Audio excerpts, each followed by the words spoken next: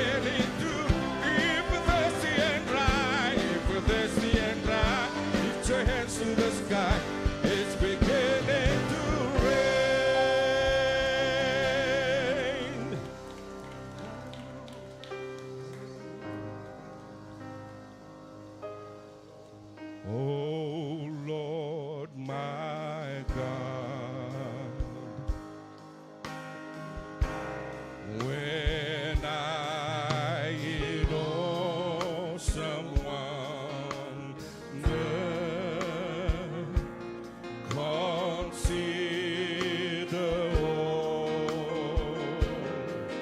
the works thy hands have made. I see the stars, I see the stars, I hear the roaring, I hear the roaring thunder, thy power throughout the universe display. Then sings my soul, then sings my soul, my Savior God, to thee. How great thou art, how great thou art, great thou art. Oh, then sings my soul, then sings my soul, my Savior God, to thee. How great thou art. How great thou art. And when I think that God his Son not sparing sent him to die, sent him to die, I scarce can take it in. There on the cross, yes, there on the cross, my burden gladly bearing, and gladly bearing, hallelujah, he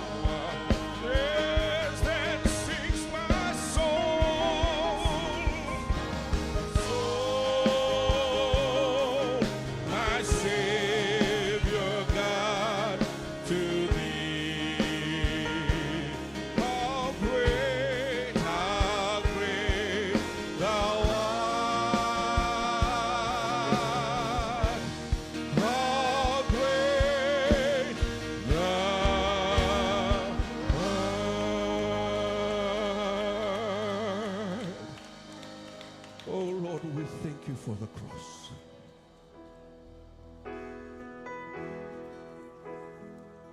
It's because of you, Jesus, and no one else.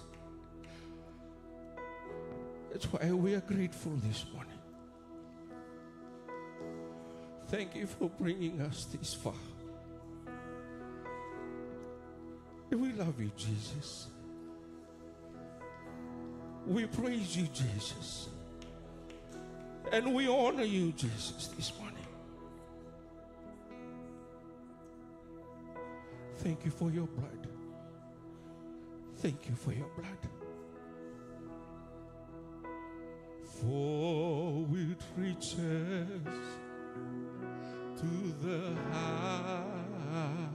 highest mountain, and it flows to the lowest valley.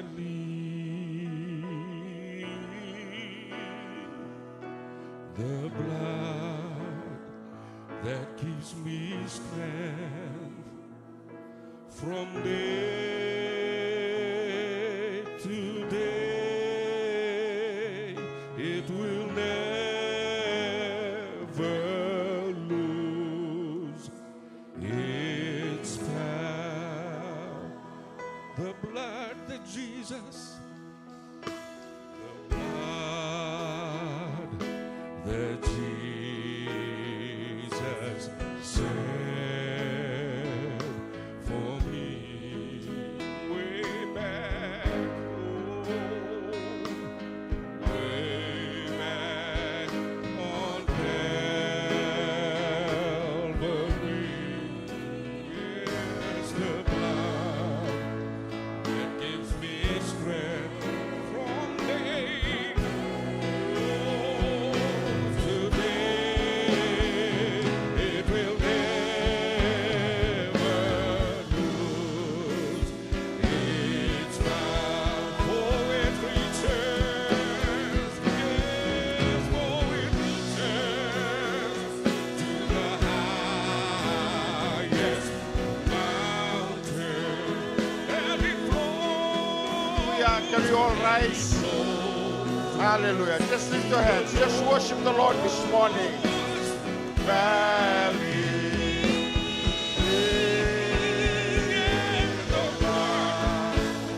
That gives me strength from day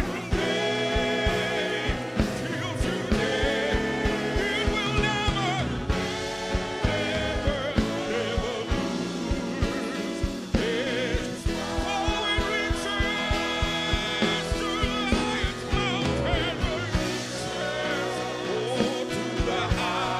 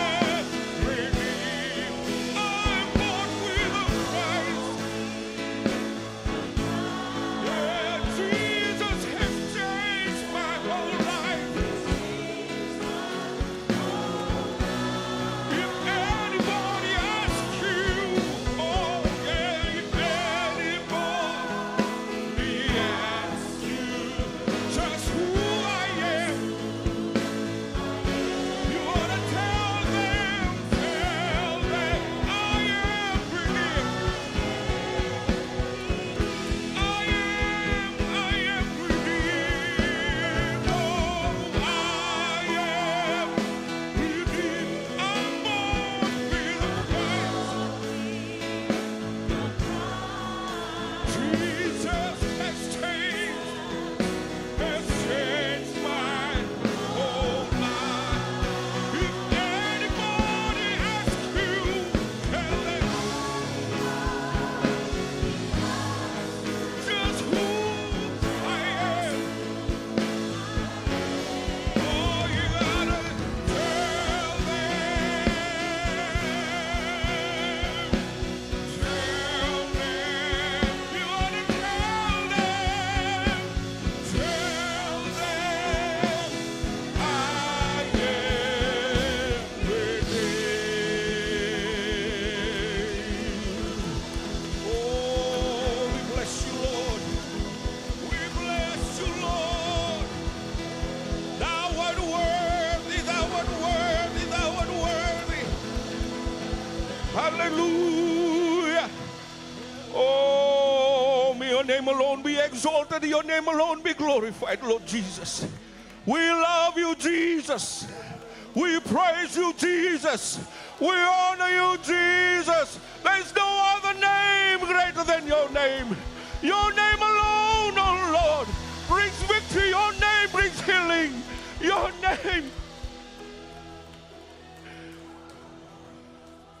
Your name alone, Jesus. Lord God, we honor you this morning. We praise you and we thank you. Hallelujah. Hallelujah. Oh, thank you, Jesus. Lord, we claim the blood of Jesus over each person in this auditorium this morning. We claim the blood of Jesus over our children in Children's Church. We claim the blood of Jesus over our members in Sunday school right now. We claim the blood of Jesus over every situation that each person is going through.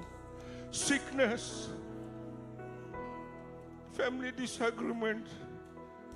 We do not know, Lord, but you know us. You know what we carry each day of our lives, oh Lord. We lay them down at your feet. Lord, we want to depend on you totally. Help us, oh Lord, to worship you in spirit and in truth as well. Father God, we come to you this morning. We honor you, Father. Thank you, Jesus, for this moment, for bringing us together in this auditorium, oh Lord, to worship you. Those who are going to come in later, oh Lord, we pray in every word that will be said this morning, and your word, your servant will bring your word as well, oh Lord, to touch each and every one here. When we walk out of this auditorium, oh Lord, we know that you are with us, that you have blessed us. Father God, we remember those in leadership in our country. We thank you, Lord. We thank you for guiding them. We thank you, Lord, for helping them in every decision they make, oh God, to bring glory and honor alone to your name. Thank you, Lord, for the life of our Deputy Prime Minister who is with us this morning, and his dear wife and his family, oh Lord. Remember them in our prayers, oh Lord, and we thank you for the long life you've given them. Also remember the leadership in our churches, oh God. Not only the Assemblies of God, but other denominations who are worshiping you right now.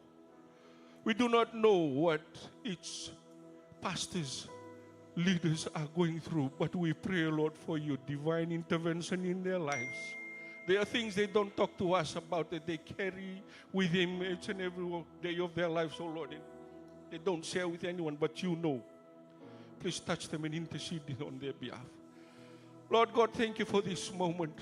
Thank you for this time of worship. And also remember those who will give for the extension of your kingdom. I pray, oh Lord, that you will bless them in their needs.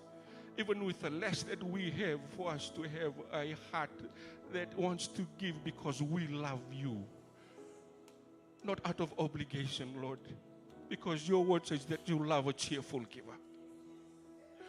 Thank you, Lord, for the less we have. Thank you, Lord, for the many we have. Help us, oh Lord, to be careful to give back what is rightfully yours for your kingdom, for your glory. And thank you, Lord, for this moment.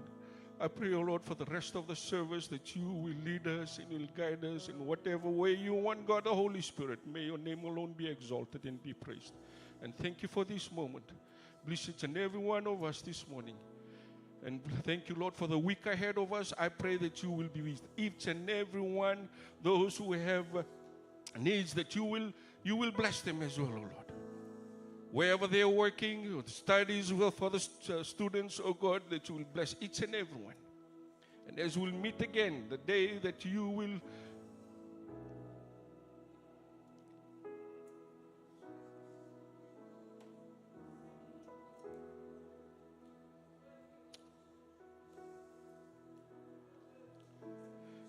decide, oh Lord, if you return any moment soon, I believe, God, we'll all meet in heaven in your presence. Help us to continue loving you more, to continue seeking after you. In Jesus' name we pray. Amen. Amen. Thank you. You may take your seat this morning. Hallelujah.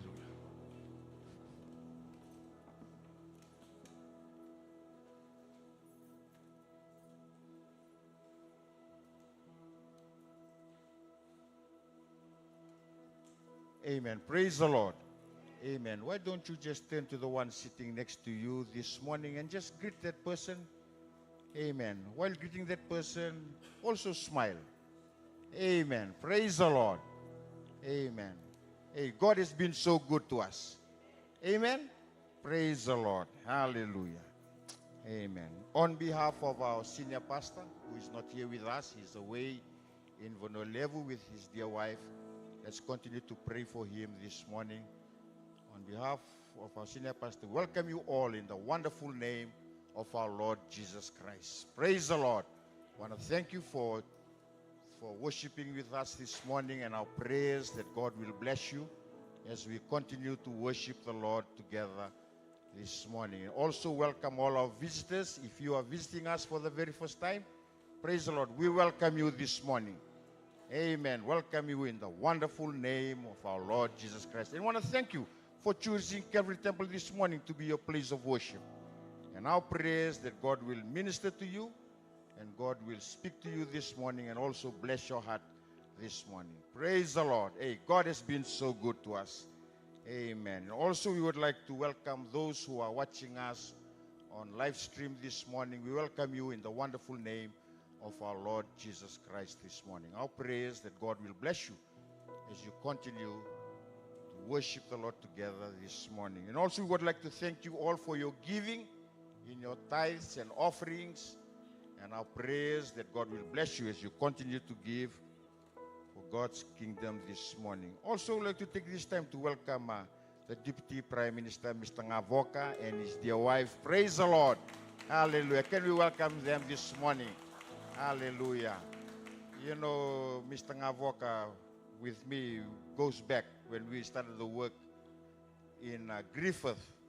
They were part of our church. They were our church members. His son and his dear wife, Brother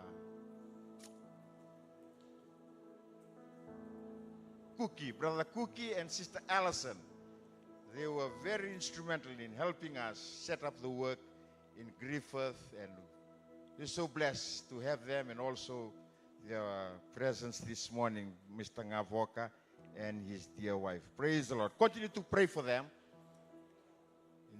They are part of the government this morning, and continue to uplift them in our prayers this morning. Amen. Announcement for us to know as a church. Straight after this service, there will be Sunday school. Praise the Lord. We'll start our Sunday school. Hallelujah.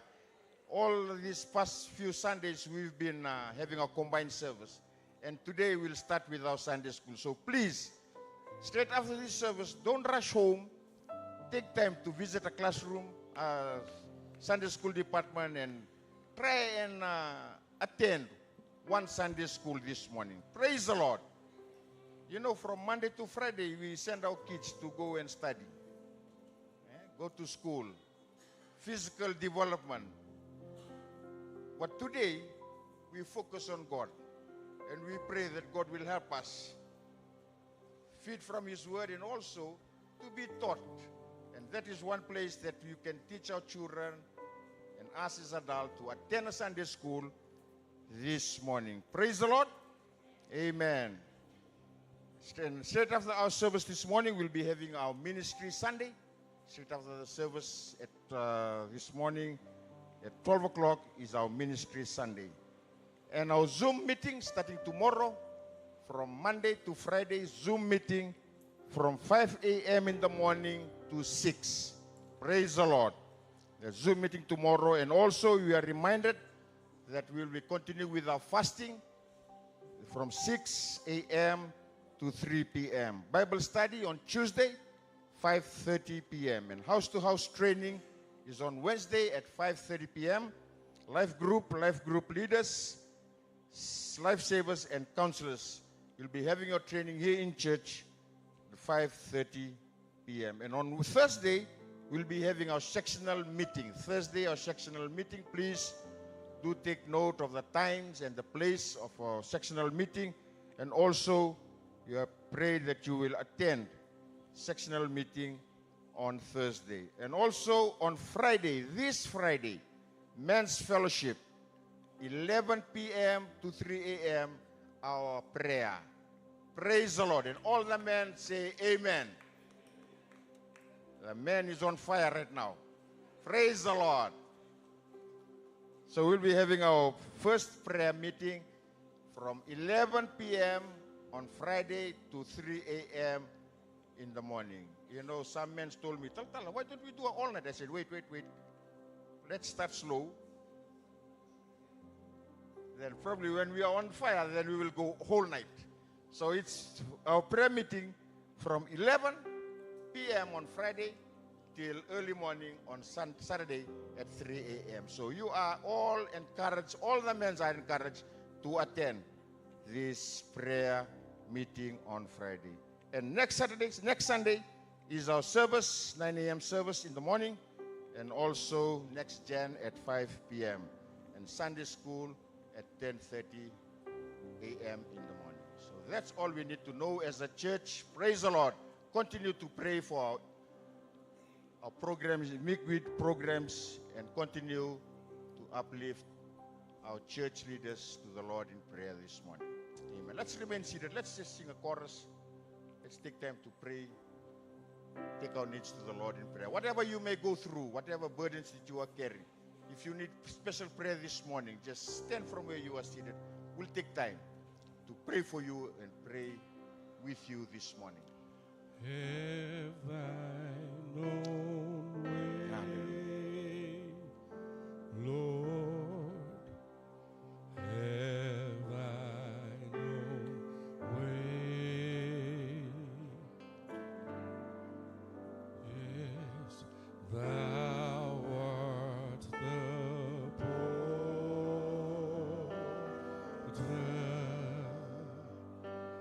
and I am the clay.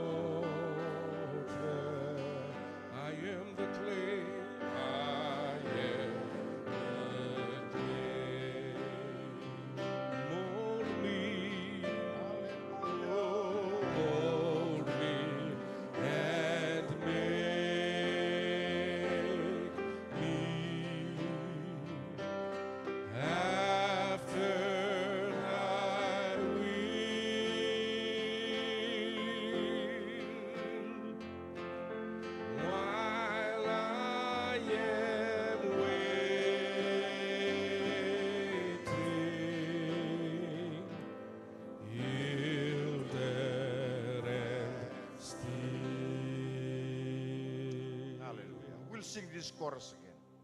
I do not know what you are going through, what burden you are carrying this morning. But one thing I do believe, and I do know, that the God we serve has never changed.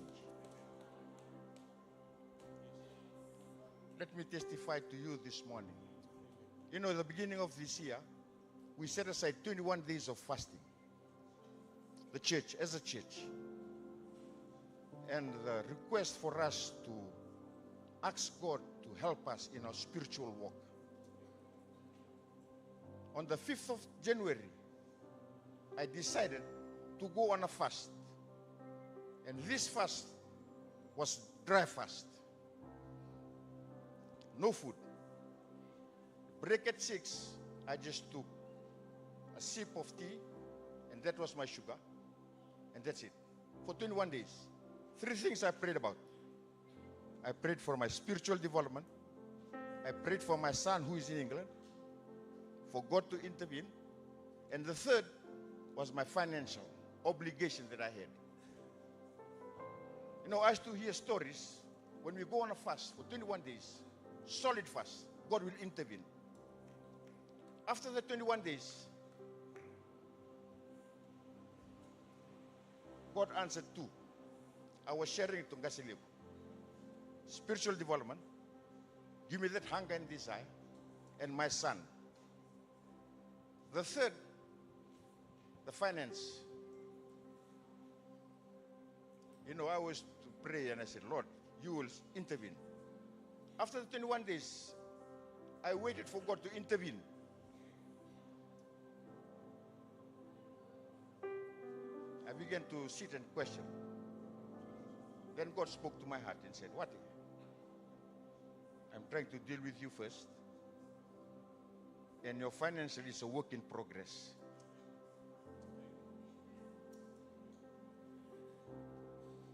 And this morning I can stand, the last week, the last Sunday of February,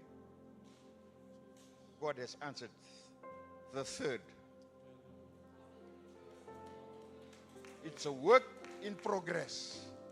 God took me through that process. He's never failed. He still answers prayers. And I do not know what you are going through this morning. What have you been praying for? But one thing I would like to encourage you this morning. Continue to pray. God answers. God hears your prayer. And it is a work in progress. It's coming your way. Hallelujah. You're going to go to the Lord in prayer this morning. Don't lose hope. Don't give up. Hang on there. God hears and God answers. And He's answering your prayer. But it's a work in progress. Let's sing this chorus once again. Just stand from where you are seated. Stand in faith. Say, Lord, I know you have heard my prayer and it's going to come through. I do not know when, but I know it's coming through. Hallelujah. Let's sing another chorus, this chorus again. Stand from where you are seated. Hallelujah. I don't know what you are praying for. Maybe your family, maybe your son, maybe your daughter. God answers prayer. God answers prayer. Hallelujah.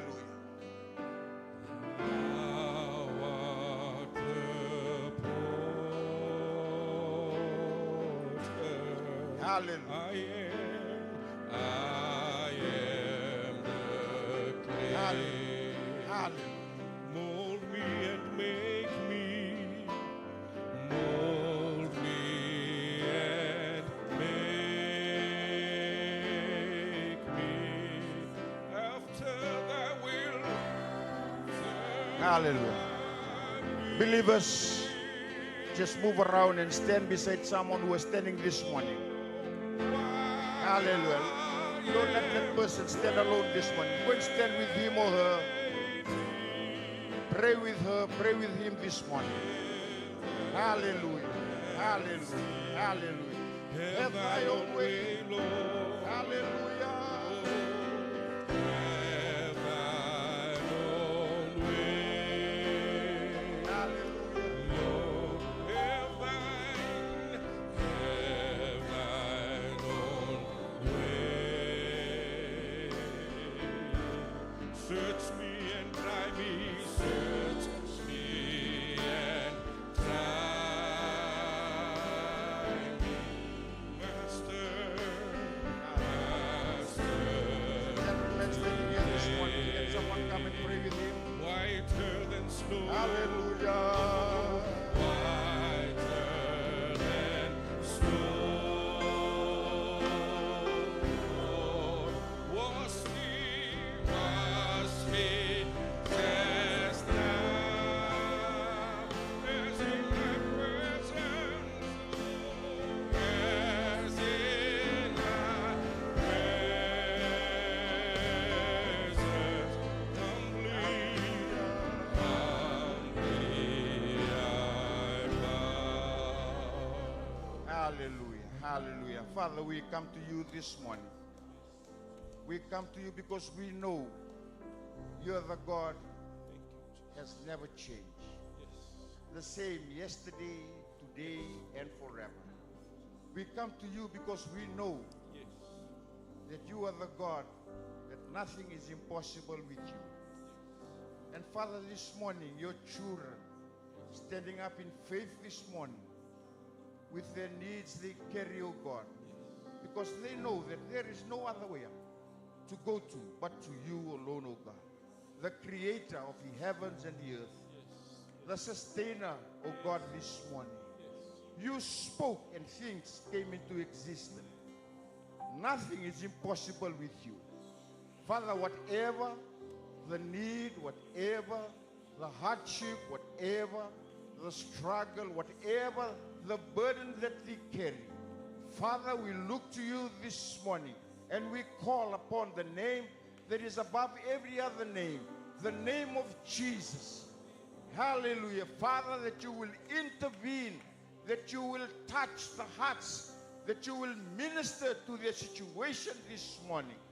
Those who are sick in body, I pray in the name of Jesus. Jehovah Rapha, the God that healeth, let your healing virtues flow, O God, right now in their body, O God, that they may experience and felt that your healing power is moving right now, O God. Some are standing up this morning, O Lord, with different needs, O God, burdens that they carry. Father, you know whatever they need, and I pray, dear God, this morning that you will minister to them in your own special way. Whatever the need may be, maybe it's work-related, maybe it's family issue, oh God. Father, I pray in the name of Jesus that you will move and touch, oh God. Oh, Father, nothing is impossible with you. Whatever is impossible to man is possible to you, oh God. I pray, oh God, that you will intervene, that you will minister. I pray that you will touch and heal them right now, oh God. Father, we thank you, Father, for your healing. We thank you for your restoration, oh God. We thank you for your promotion that you will give. We thank you for those who are seeking employment that you will provide. Father, we thank you, Father, for all that you have done to us and you are continuing to do. We thank you and we honor you. In Jesus' wonderful name we pray. Amen. Amen. Amen. Hallelujah. Amen. You may take your seat this morning. Hallelujah. Hallelujah. Amen. Praise the Lord. We'll invite our speaker this morning, Gasnilotu Taltala, Joape Kuinikoro, to come up and share God's word this morning. Let's welcome him as he comes up this morning.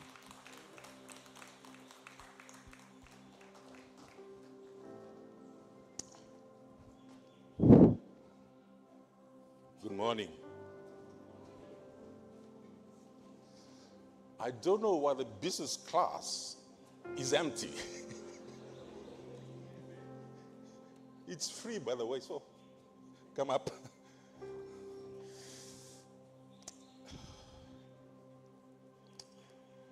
It's been hot lately.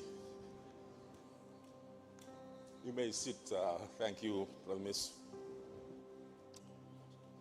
It's It's been hot because it is our hot season. It will cool down in the next few months. But one thing is for sure. Come next January, it will be hot. Because God has put the 4 seasons, or for us, 2 seasons, as a cycle that will continue. That happened in Genesis, and he promised Noah too after the flood that the seasons will continue. So while the cycle continues and restarts every 12 months, King Solomon observed that there are also seasons in our life. In Ecclesiastes, it says, to everything there's a season. There's a time for every purpose, to every purpose under heaven. You see, there are seasons of joy and seasons of sorrow, seasons of gain and seasons of loss. There are moments in life when faith feels easy, when prayers are answered quickly, doors open smoothly, and God's presence feel and seem very obvious. But there are also seasons in life when it doesn't make sense at all. Seasons when we pray and heaven seems silent. You know? Seasons when the righteous suffer and the wicked prosper. Seasons when we do everything right, yet things still fall apart. There's a book in the Bible that shows this situation. It's a book of Habakkuk. It shows how Habakkuk was confused about a situation which did not seem to make any sense at all. He questioned God and God responded. And Habakkuk changed because of what transpired.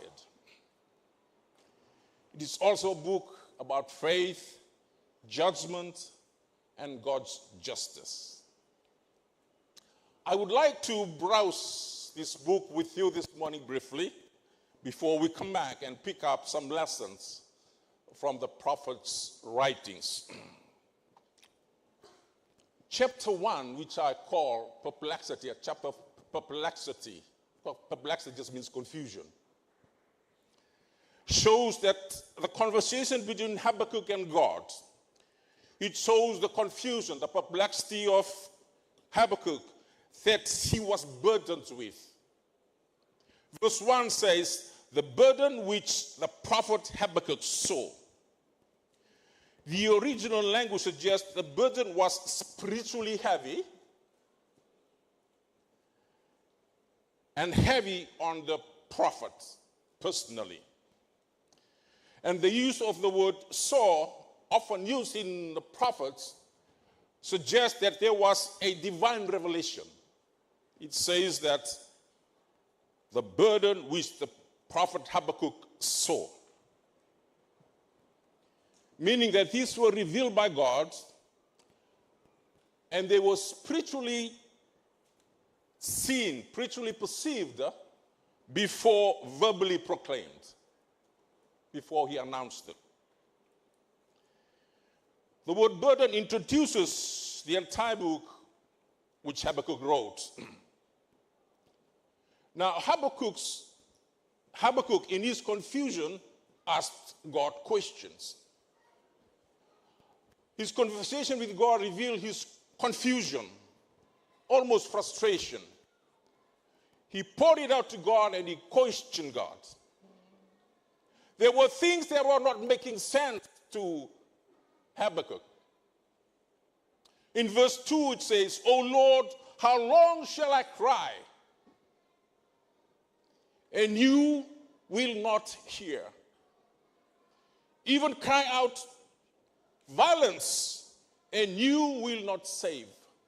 To Habakkuk, he was crying out to God what he was seeing, but heaven seemed silent. Habakkuk saw calamities and cried out to God, but there was little response for the time being. Habakkuk was not understanding why he was silent despite his cry, despite the calamities that were happening in Judah. He lists this down in verses 2 to 4. There was violence, there was iniquity, there was trouble, there was plundering, there was strife and contention, lawlessness, injustice, the wicked getting the better of the righteous. He saw judgment being perversed. He was questioning God. Why was God showing this to him, but remained silent even when he cried out? Sounds familiar? Thank you. One little voice said yes.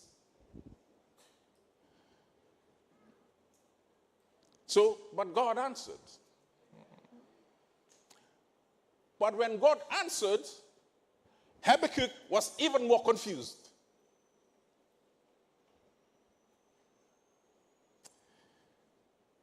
God's answer, though, made Habakkuk even more confused, even more perplexed. And it raised more questions than given answers. God told Habakkuk in verse 4, you watch, and you would not believe what I am going to do, even if you were told. God told Habakkuk, you watch. Even if I told you, you would not believe what I'm about to do. What God was doing, he was raising the Chaldeans in the Bible. I think the Chaldeans, those are the Babylonians, who God described in verses 6 and 17 as bitter and hasty, terrible and dreadful, a nation that defines their own authority and a law to themselves. They had spirit multi-power. And in verse 9, God likens them to the eastern wind, which is hot, destructive, and relentless. This was the nation that God was going to use to pass judgment over the nation of Judah. They will conquer and destroy anything in front of them and scorn kings and princes of the nations. Their power, God said, has become their own God. God was going to use the Babylonians to judge Judah. And this confused Habakkuk even more.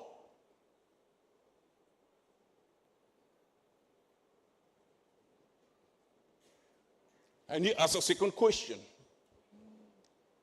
He says, God, aren't you not my holy hill? Your eyes are pure and cannot see evil. You cannot look at wickedness. But how can you use a wicked nation to pass judgment over a more righteous nation? That was the confusion that that Habakkuk had when God replied. Have you been in a situation when you are praying, you are having this terrible time, you are praying and praying and praying, and guess what? Things just get worse. This is exactly what was happening to Habakkuk. Habakkuk questions why God could use a wicked nation to judge over Judah.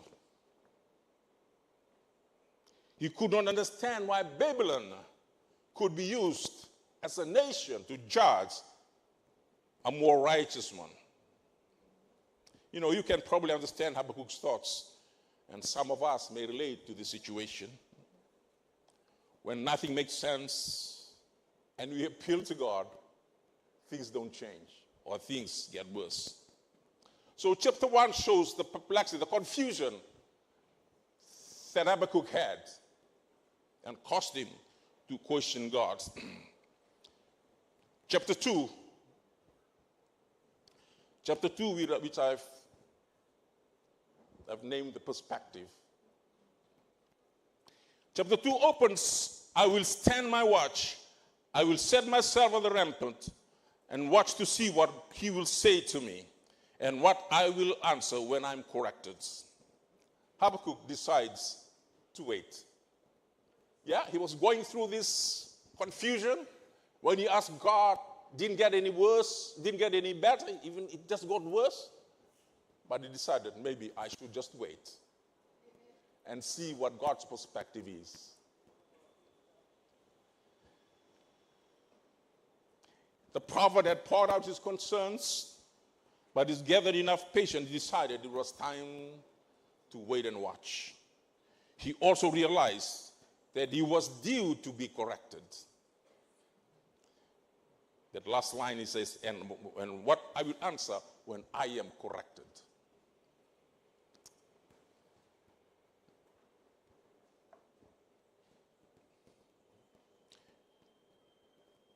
Then the Lord answered.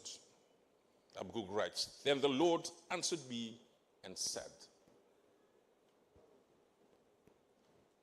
The meaning of the word here means as a result.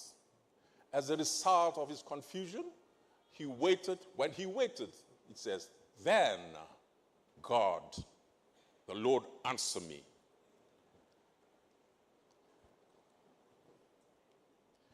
And God responded with a vision. God then instructed Habakkuk to write the vision clearly so that people could easily read it. In verse 2. This one was meant to be a private secret. Writing it down serves as a permanent record. And today, we are reading it. Because I believe God meant it for our day-to-day. When the prophecy eventually came true, the written record would prove that it was indeed God's word and not a coincidence. In verse 3, God tells Habakkuk that the vision is for an appointed time, meaning the fulfillment is not random. It's all planned. It is not delayed by accident. It is fixed by divine appointment. In verse 3 it says, I will speak, it will not lie. And though it tarries, wait for it. In other words, if you wait for it, you will not be disappointed. God responded that the Babylonians also will be judged. Yes? He said, yes, they will judge. I will use them to judge Judah. But be sure, everyone will be judged according to their own deed.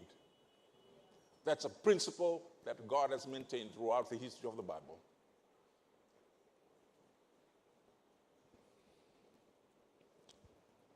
But it says in verse 4, but the just shall live by faith. Hallelujah. The just shall live by faith. The proud, the haughty, the self-reliant, godless, and who are not upright, referring to the Babylonians and all those in the category, will be judged. But he says the just, they shall live by faith. This latter statement has become a basis for Christian theology, especially in Paul's epistles. He writes to the Romans and he emphasizes this to the Galatians, and Hebrews encourages, indeed, the just shall live by their faith. Verse 5 to 9, then God shows Habakkuk that the Babylonians themselves will be judged according to their deeds. If you read through those verses, there are 5 woes in that passage. The 5 woes were extortion, unjust gain, exploitation of the poor, violence, brutality, degradation, and idolatry. God assured Habakkuk, yes, judgment will also be done over this nation of Babylon because of the sins they have committed. This was not only prophetic, but also gave Habakkuk God's perspective to the confusion, to the picture that he was seeing, which made him ask some questions. This was the assurance, my friends, that everyone will be judged, but the just shall live by faith. The just shall live by faith. Praise the Lord. And then Habakkuk sees the sovereignty of God.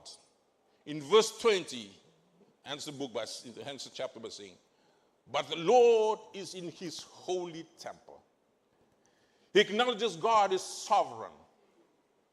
The authority and power are perfect and unquestionable. The holy temple represents his dwelling and his majesty. This reminds Habakkuk and the readers today that God is in control even when evil seems to prosper.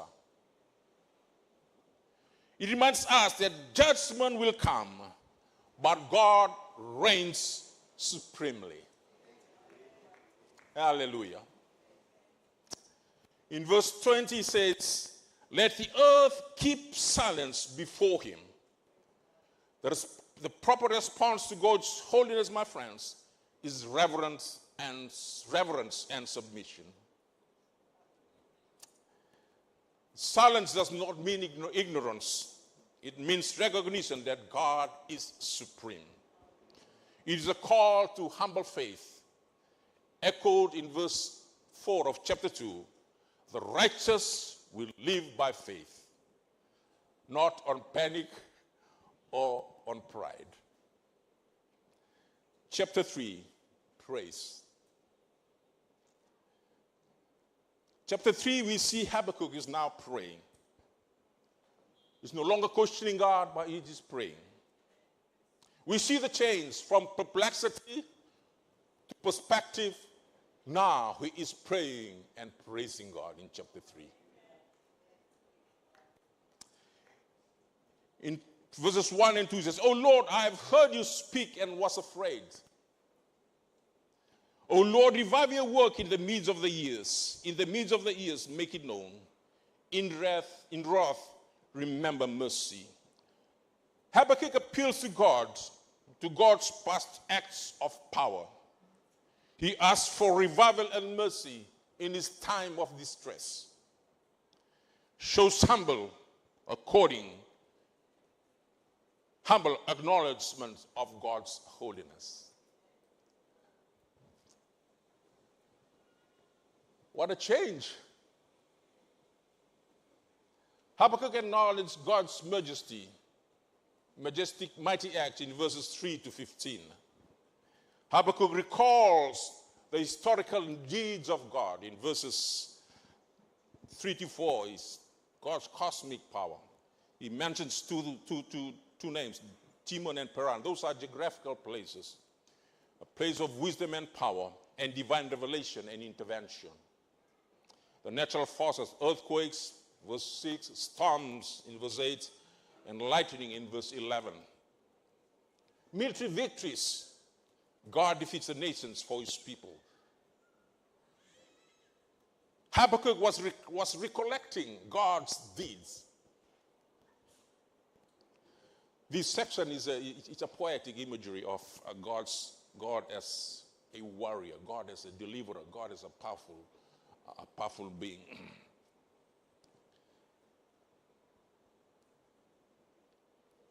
In verses 16 to 19, Habakkuk's response. In response, Habakkuk admits fear and trembling God's power.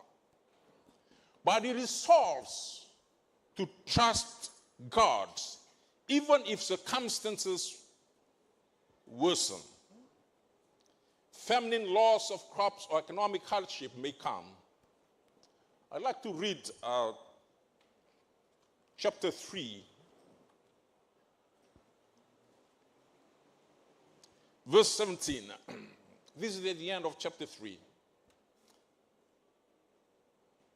Though the fig tree may not blossom, nor the fruit be on the vines, nor fruit be on the vines, though the labor of the olive may fall, and the fields yields not food, no food, though the flock may be cut off from the folds, and there be no herd in the stalls, I will rejoice in the Lord.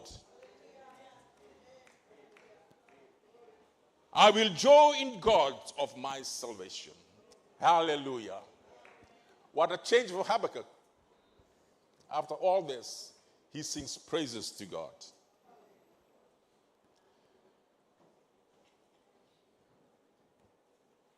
The Lord is my strength, in verse 19. He makes my feet like the feet of a deer and sets me on my high places. You know those animals, they can go on the slope, steep slope on rock and do not fall. This is being referenced here by Habakkuk. Hallelujah. They adapt to those conditions. And here Habakkuk assures himself that God enables believers to stand firm and move forward confidently, even in the hard times. Here he references those animals that I said that climb on very steep, high rocks and not fall because the feet are adapted to those rocks. So in 3 chapters, he moves from perplexity to perspective to prayer and praise. Now let's pick up some lessons from this book. Number 1, in chapter 1, talk to God in times when you are confused. You have a choice. You can suffer silently, or you can talk to a brother and you'll get human advice. He'll probably just tell you, wait, go and pray. Or you can talk to God. If you think he is silent, tell him. Huh? If you're tired of waiting, tell him. Many years ago, we had a counseling lessons here for, I think, 2 weeks. We had this American who came, he was a counselor. So the church decided they would take some courses with us. And he told us, when you blame God, tell him. I said, what? There was a response from the class. How can you tell God you blame him? And he said, well, he knows your heart. He knows you are blaming him, so you might as well tell him. And besides, if you do not confess to him, he will not intervene. Tell God. God will not be offended. He was not offended with Habakkuk.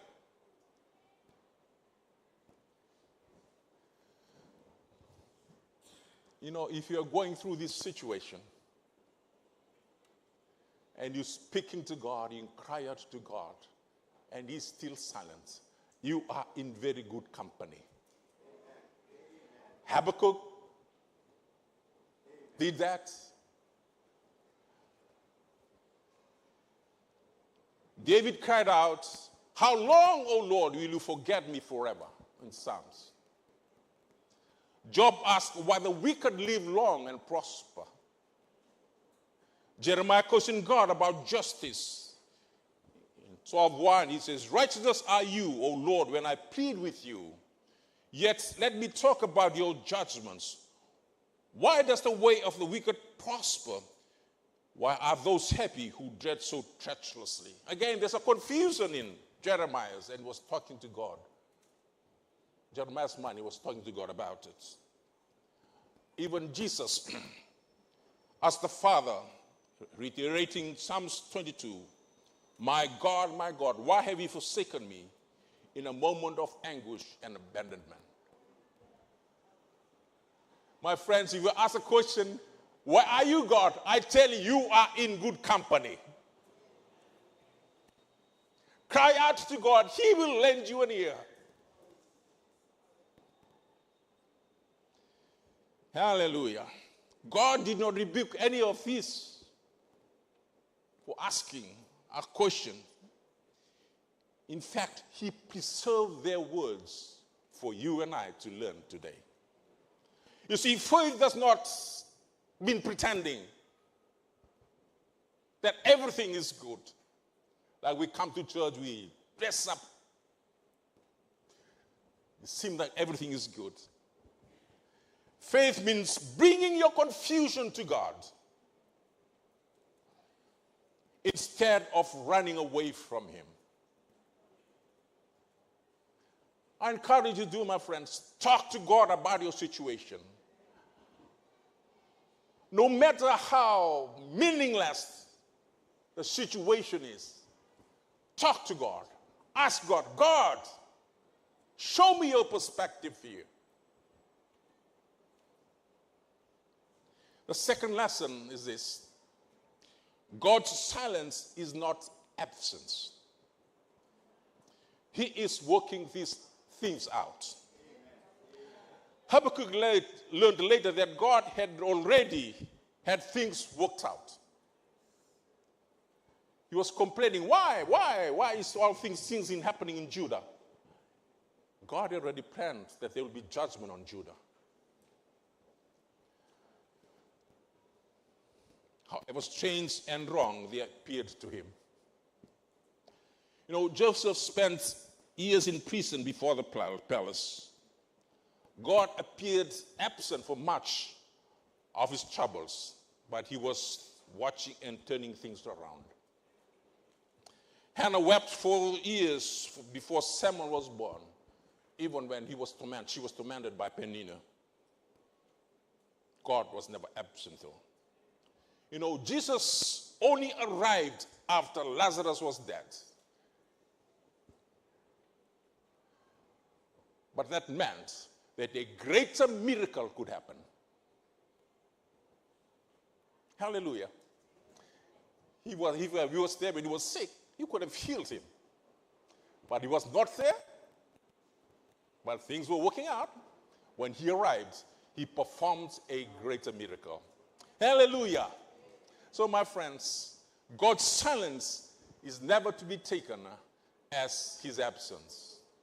He's always with us.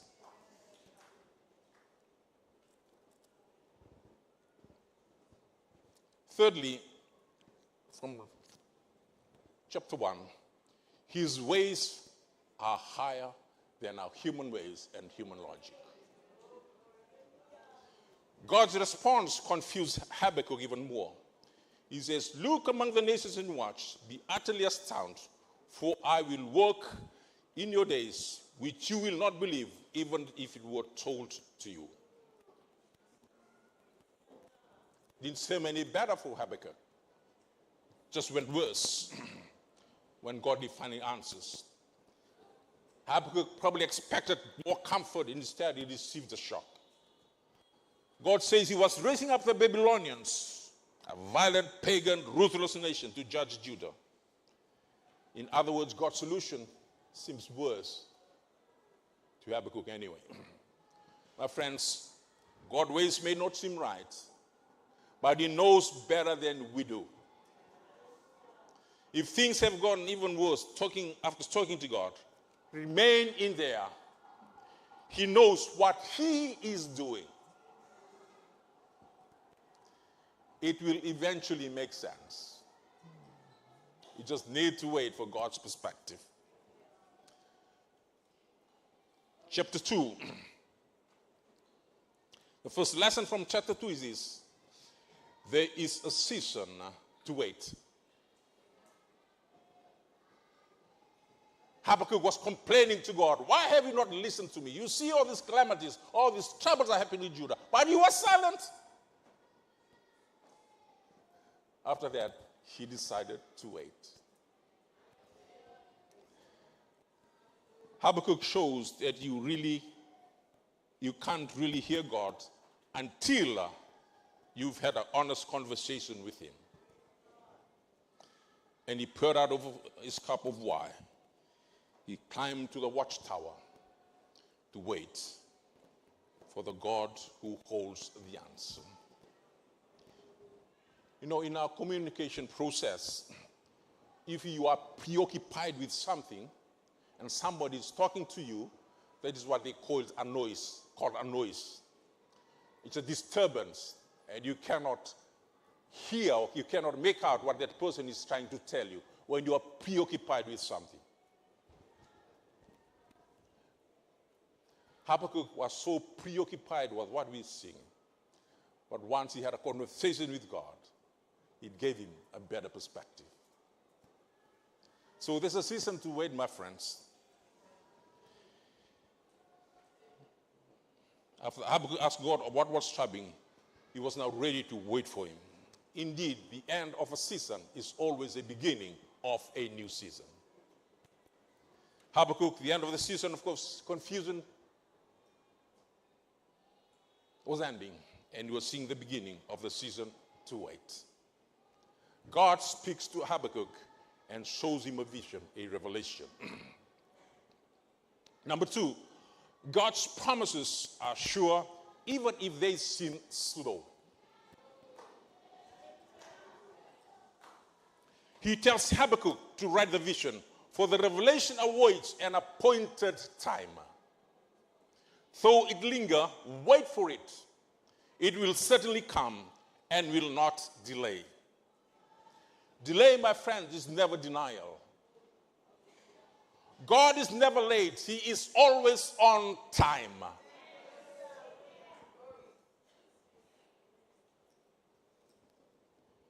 Abraham waited for Isaac.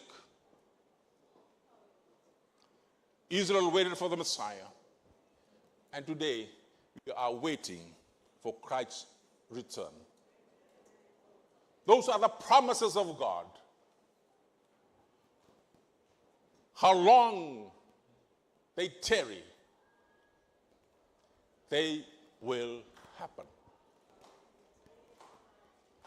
God is not meant to lie. How many of us good Christians, Spirit-filled, never miss a Sunday church, Calvary Temple members, have never lied? I should see your hands here raised. But God is not a man that he should lie. What he says, he will always deliver.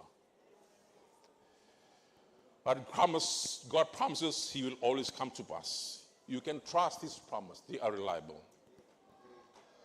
You know, when witnesses are about to testify in court, they swear over the Bible, because that is the highest authority, so to speak.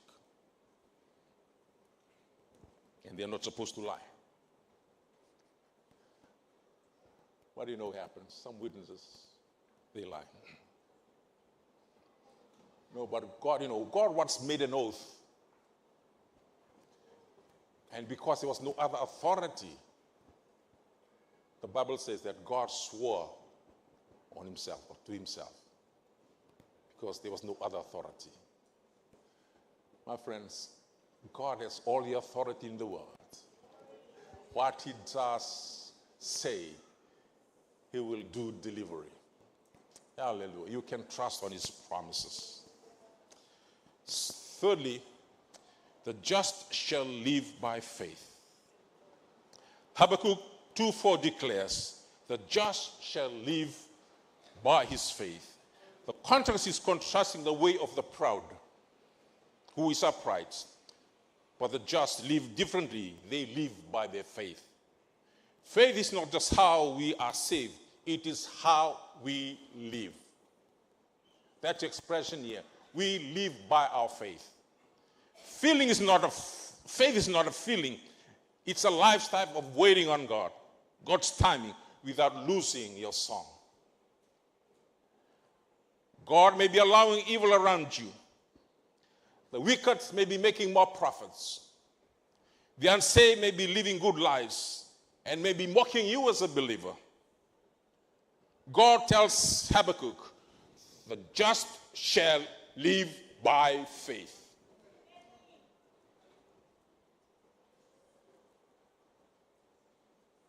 Faith is not moved by circumstances, my friends. Faith that talks to God about is talking to God about his circumstances.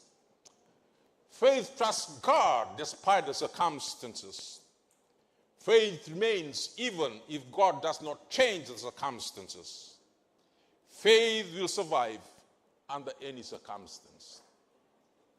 Hallelujah. The just shall live by faith. And it's faith that you and I will live by.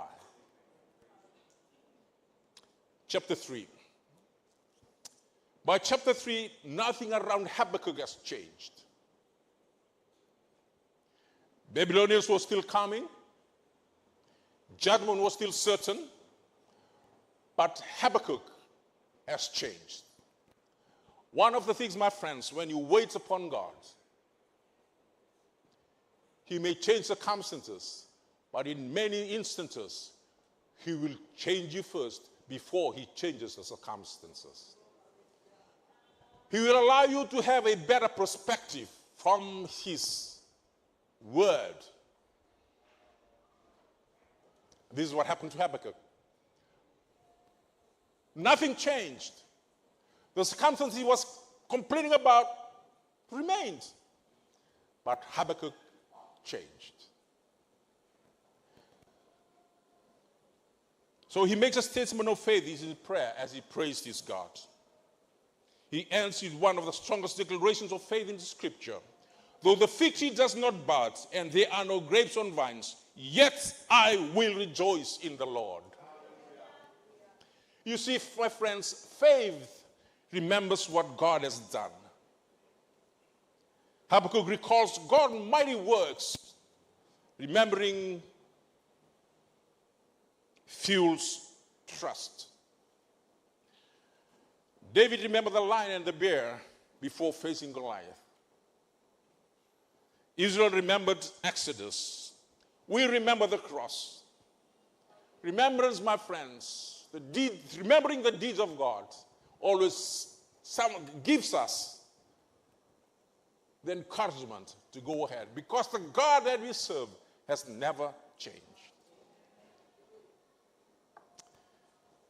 Secondly, faith rejoices before conditions change. Habakkuk does not rejoice because things are good. He rejoices because God is good. Verse 17 to 18, which I've already read. Though the fig trees may not blossom, nor the fruits be on the vines, though the labor of the olive may fail, and the fields yield no food, though the flock may cut off from the folds, and there will be no herds in the stalls, I will rejoice in the Lord. I will joy in the God of my salvation. What a change for Habakkuk. The circumstances have not changed. But he changed when he got a better perspective of God, what God was doing. And even before anything changed, Habakkuk praised his mighty God. Thirdly, my friends, faith declares God as strength. Habakkuk concludes, the sovereign Lord is my strength. He takes my feet like the feet of a deer. My friends, God does not always remove the struggles, but he gives you strength to live day by day. Because Jeremiah tells us, his mercies are renewed every morning. You know what Paul says? Your grace is sufficient for me. Hallelujah. Hallelujah. God is our strength. The declaration from Habakkuk, the sovereign Lord is my strength.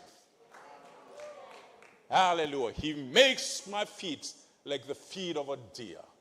I will not sleep under a condition when I'm climbing up those rocky steep mountains. No, my friends, God not always remove the struggles, but he gives strength for us to stand. Hallelujah. Hallelujah. Praise the Lord. My friends, I do not know what we are going through. Some of us may be in chapter 1, You're going through a tough situation and you're waiting on God, but God heaven remains silent. A real tough time in the office. A real tough time that you're going through. You're crying out to God. But heaven seems silent. If you are here, my friends, let me tell you today, God is not offended if you ask him why.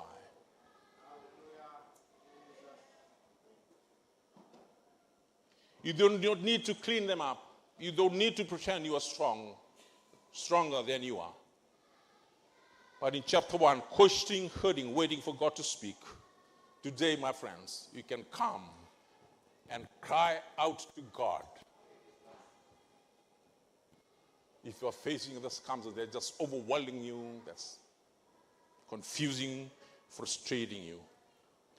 Or you may be in chapter 2. God has spoken, but you're still waiting. You're trying to trust, but the vision seems slow. You're standing on the watchtower, believing, but kind of weary. You haven't walked away from God, but you're tired of waiting on the promise. He says, though it tarries, wait for it. Waiting is not wasted, my friends. Your faith is being formed in this season of waiting. If you are in chapter 2, waiting, holding on, choose faith day by day. Today, my friends, we can come to Jesus and let him take care of you. Or maybe you're in the beginning of chapter 3. In verse 2, it says, I heard and was afraid. You believe God, but you're afraid of what is coming next. You trust him, but the future feels a bit uncertain. You know God is powerful, but the circumstances are intimidating. Habakkuk said, I heard and I was afraid. Faith and fear are maybe coexisting in your heart. If that's where you are today, you are closer to God than you think. God is leading you towards worship, not despair. If you are in early chapter 3, believing and trembling, come to God today. Hallelujah.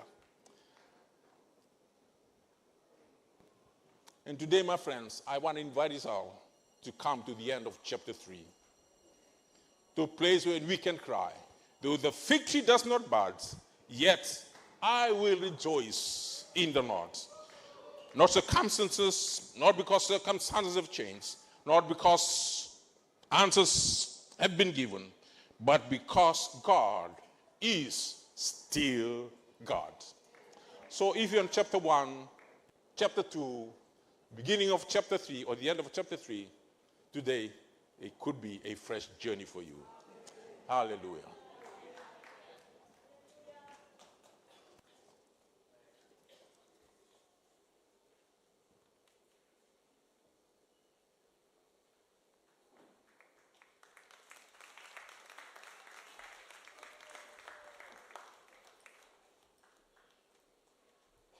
Bow your heads with me, Father, we thank you.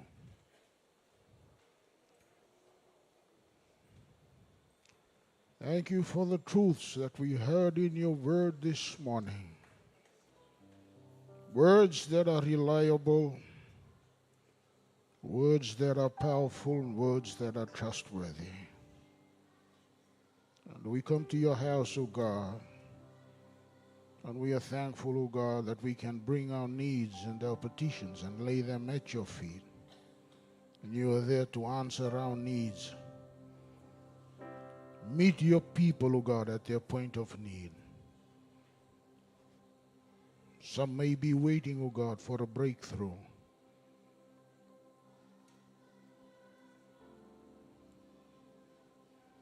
Some may be going through perplexity this morning. But we are thankful that you have never changed. You were the same yesterday, you'll be the same today, and always be the same forever. And we thank you for your faithfulness and love. Thank you for your servant. Pray that he will have many, many more words to share. Many, O God, to store within his heart. We thank you for speaking to us explicitly and clearly. For this we give you glory. For this we give you praise. Returning the praises, the honor and glory that rightfully belongs to you. In Jesus' name I pray. Hallelujah. I'm trusting you, Lord. I'm trusting you. Stand with me this morning as we're about to conclude.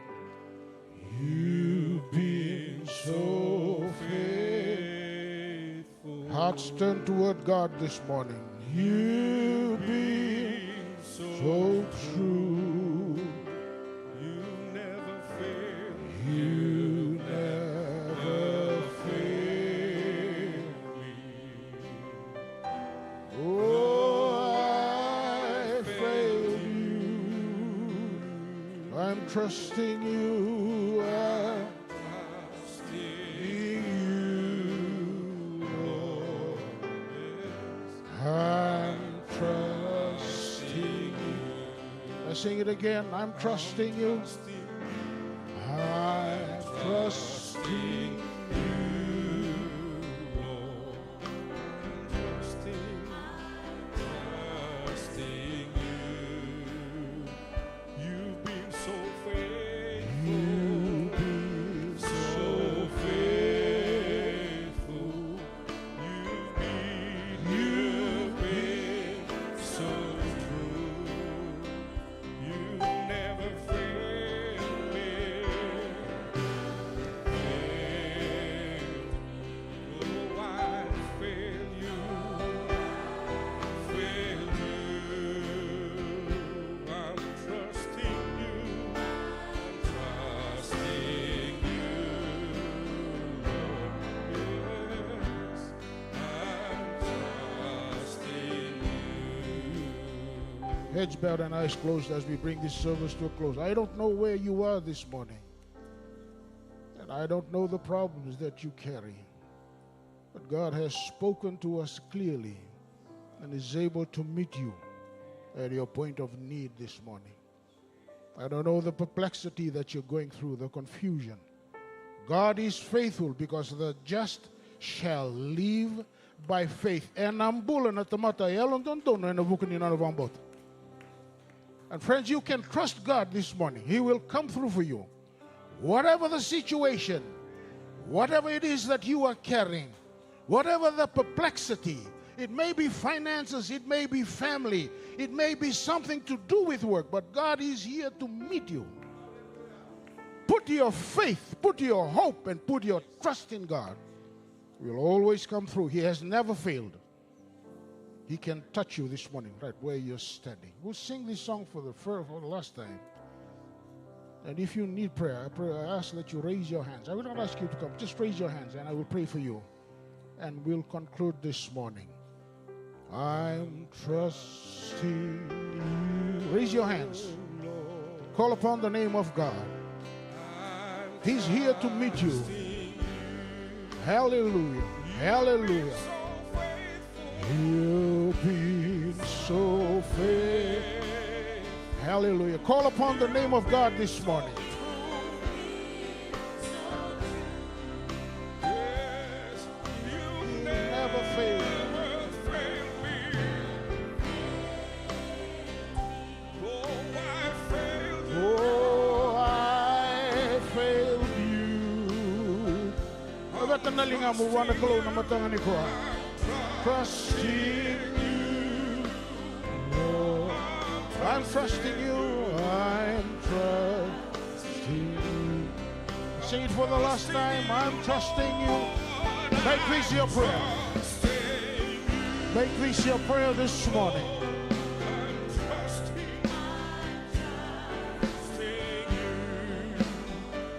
You've been so faithful, so faithful. You've been so true.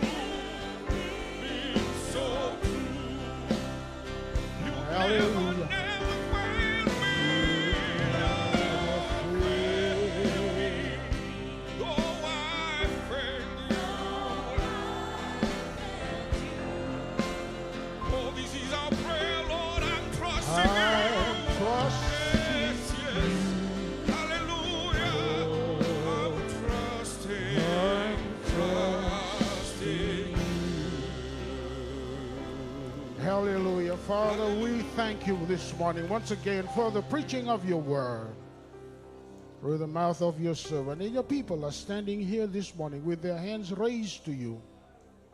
We raise our hands signifying that we need you this morning, dear Father. We need you in our lives. We need you in our families. We need you in our occupations, oh God. We need you in our communities. We need you in every facet of our lives. And we thank you for speaking so clearly to us.